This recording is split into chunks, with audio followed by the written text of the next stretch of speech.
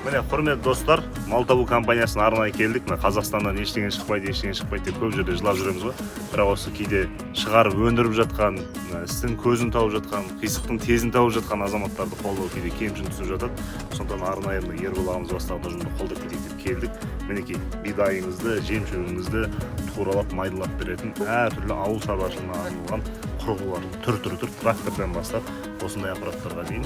Енді осы жұмыстардың барлығын сіздерді насихаттай жүріңіздер. Осындай азаматтардың бар екенін, осындай еңбектің жолында қазір өз президентіміздің өзі еңбектің адамын бағалайық деп жатыр ғой. Міне, таза Қазақстаннан шығып жатқан өнімдер. Солай емес пе? Және ең бастысы ауыл шаруашылығымен айналысамын деп жатқан, осы тек малмен айналысам байып кетемін деп жатқан қазақтар көп, бірақ біз көп жағдайда әйтеуір жабайы бір малды алып, оны семіртуге әйтеуір шөп беріп шығынданып жатамыз.